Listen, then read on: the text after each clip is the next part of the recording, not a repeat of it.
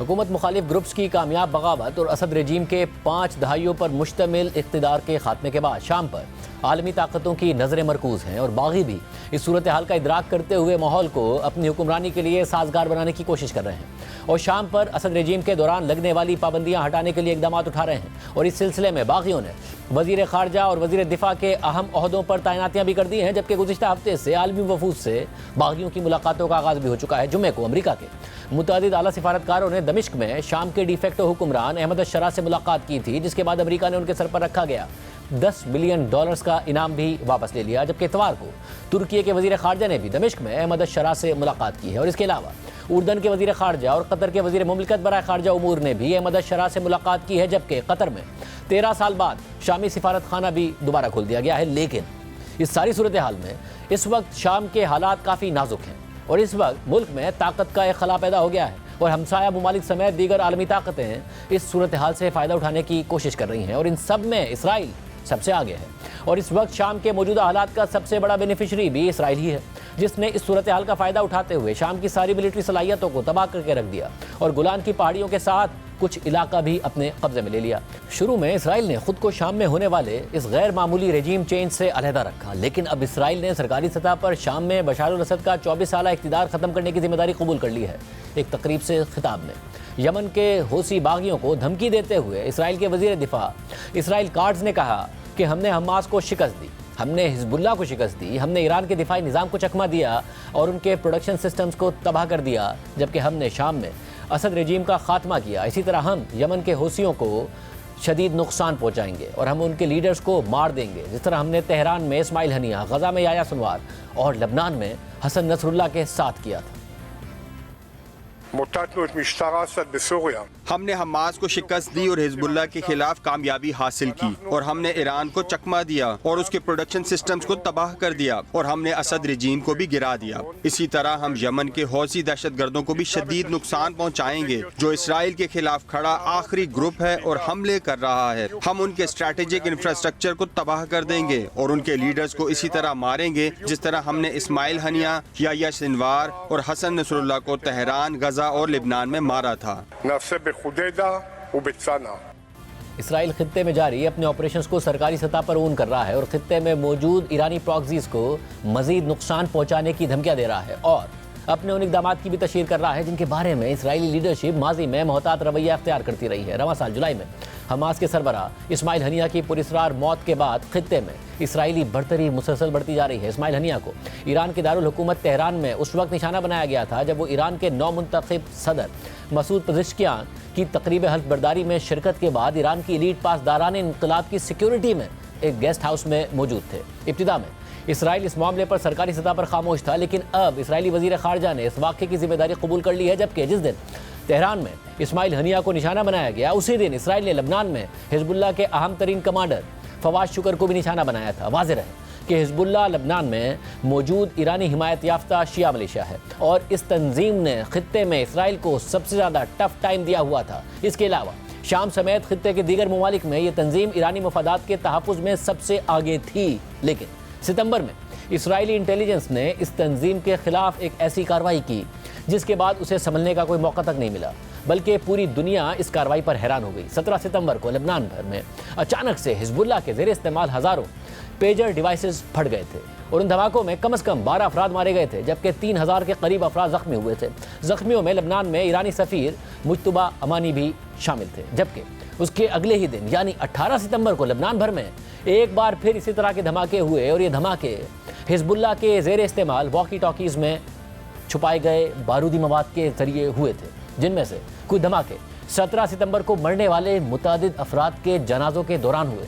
لبنان کی وزارت صحت کے مطابق دوسرے حملے میں کم از کم 25 افراد مارے گئے اور 600 سے زیادہ زخمی ہوئے تھے۔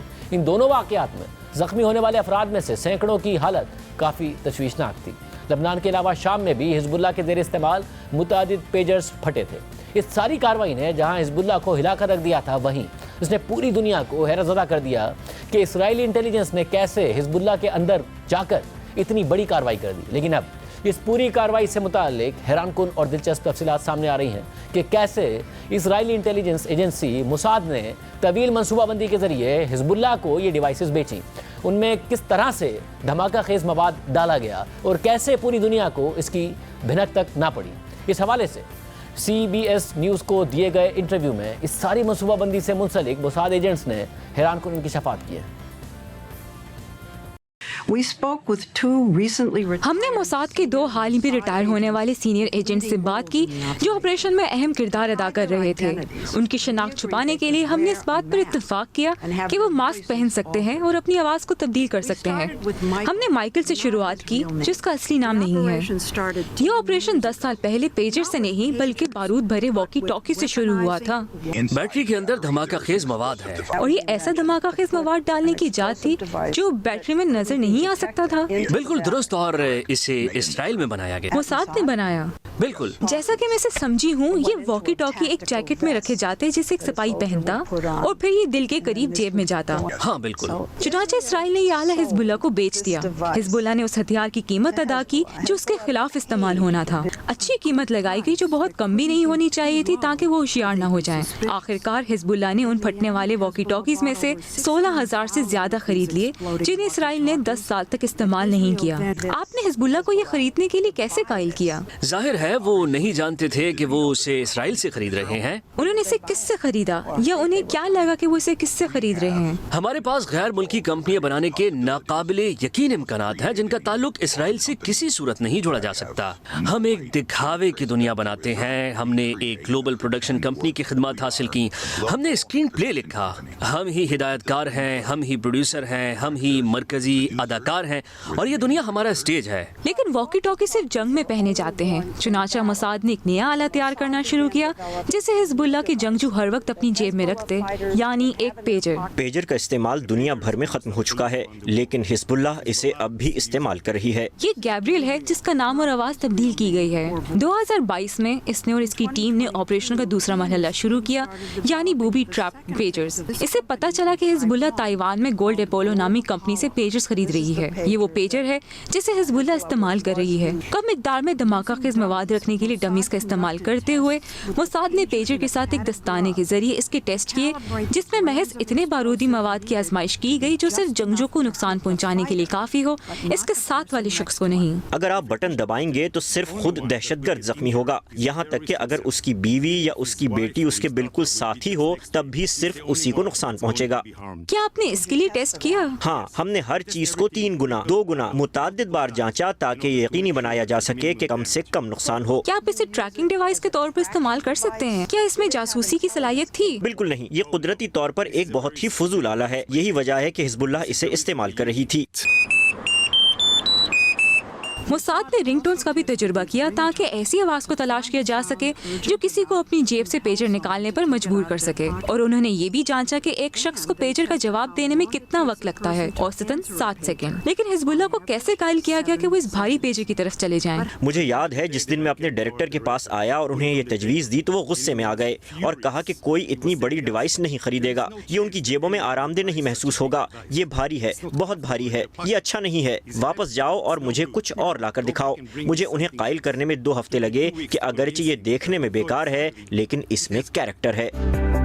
کیریکٹر کا مطلب ہے وہ خصوصیات جو انہوں نے یوٹیوب پر جعلی اشتہارات میں پیش کی ہیں، مضبوط، dust proof, long battery life, water proof وغیرہ۔ ہم نے اشتہاری فلمیں اور بروشورز بنائے اور ہم نے انہیں انٹرنیٹ پر ڈال دیا اور یہ دنیا کی بہترین پروڈکٹ بن گئی۔ جس کے بارے میں آن لائن کہا جا رہا تھا، اس کی بنیاد پر کیا حزب اللہ کے علاوہ دوسرے لوگ بھی اسے خریدنا چاہتے تھے؟ ہاں، ہمیں ممکنہ گاہکوں سے کئی درخواستیں موصول ہوئیں۔ ظاہر ہے یہ ہم نے کسی کو نہیں بھیجا، ہم نے انہیں صرف مہنگی قیمت بتائی۔ موساد اپنے پیجرز کے لیے گولڈ اپولو کا نام استعمال کرنا چاہتی تھی، اس لیے اس نے شیل کمپنیاں قائم کی جس میں ہنگری کی سمارت میں قائم ایک کمپنی بھی شامل تھی تاکہ تائیوانیز کو اس کے ساتھ شراکت داری کرنے کے لیے دھوکہ دیا جا سکے۔ کیا گولڈ اپولو کو معلوم تھا کہ وہ موساد کے لوگوں کے ساتھ کام کر رہے ہیں؟ گولڈ اپولو کو ہرگز خبر نہیں تھی کہ وہ موساد کے ساتھ کام کر رہے ہیں۔ جب وہ ہم سے خرید رہے تھے تو ان کے پاس اشارہ تک نہ تھا کہ وہ اسے موساد سے خرید رہے ہیں۔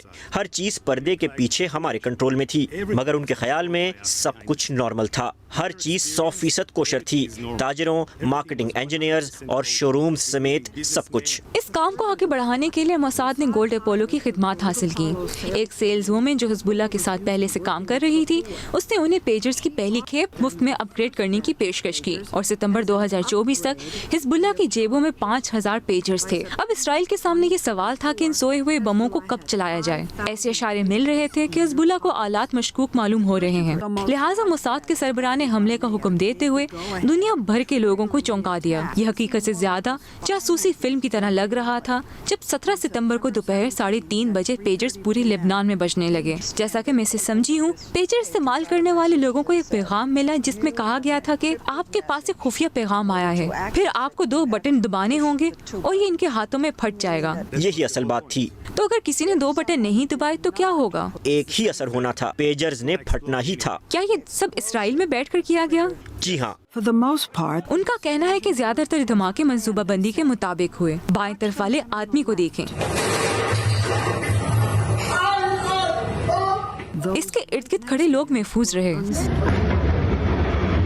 اگلے دن موساد نے بالآخر واکی ٹاکیز کو دھماکے سے تباہ کر دیا جو 10 سال سے غیر فعال تھے۔ کچھ واکی ٹاکیز اس وقت پھٹے جب لوگ پیجر سے جہاں بھاگ ہونے والوں کے جنازوں میں جا رہے تھے۔ اگر کوئی مر گیا تو مر گیا، لیکن اگر کوئی زخمی ہے تو آپ کو اسے اسپتال لے کر جانا پڑے گا، دیکھ بھال کرنی ہوگی، پیسے خرچ کرنا ہوں گے اور کوششیں کرنا پڑیں گی۔ لبنان میں موجود ہاتھوں اور آنکھوں سے محروم یہ لوگ اس بات کا زندہ ثبوت ہیں کہ ہمارے ساتھ الجھنا ہرگز نہیں چاہیے۔ وہ پورے مشرق وسطی میں ہماری برتری کا چلتا پھرتا ثبوت ہیں۔ کیا آپ نے حزب اللہ کو مکمل طور پر تباہ کر دیا اور کچل دیا؟ میرے خیال میں یہ ایک بڑا سوال ہے اور مجھے لگتا ہے کہ ایماندارانہ جواب نفی میں ہوگا، لیکن میرے خیال میں بیپر آپریشن اور واکی ٹاکی حملوں کے بعد اسرائیلی فوج کے حملوں نے انہیں بہت مشکل صورتحال میں ڈال دیا ہے۔ کوئی چین آف کمانڈ نہیں رہی، ان کے سپاہیوں میں کوئی جذبہ باقی نہیں رہا۔ وہ جنگ بندی کی درخواست کر رہے تھے اور بھیک مانگ رہے تھے۔ ان حملوں کا بہت زیادہ اثر ہوا۔ لبنان میں حزب اللہ کے ٹکڑے ٹکڑے ہو گئے اور شام میں بشار الاسد کا تختہ الٹنے کے ساتھ ہی اپنی پراکسی سلطنت کو تباہ ہوتے دیکھ کر ایران بہت کمزور ہو گیا۔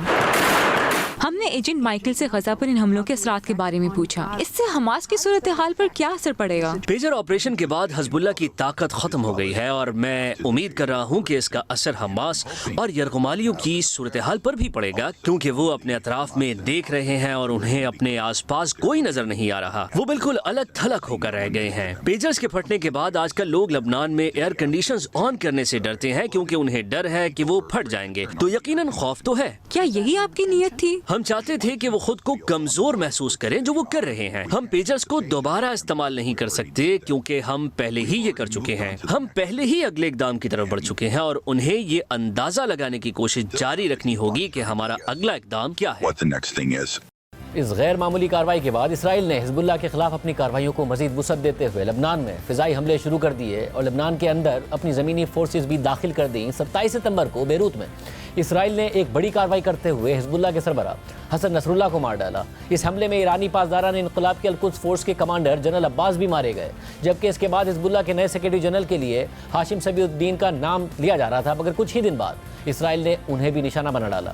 ان تمام کارروائیوں کے بعد خیال کیا جا رہا ہے کہ ایران کا خطے میں رسوخ کم ہو چکا ہے، اسرائیل مضبوط پوزیشن میں آ چکا ہے۔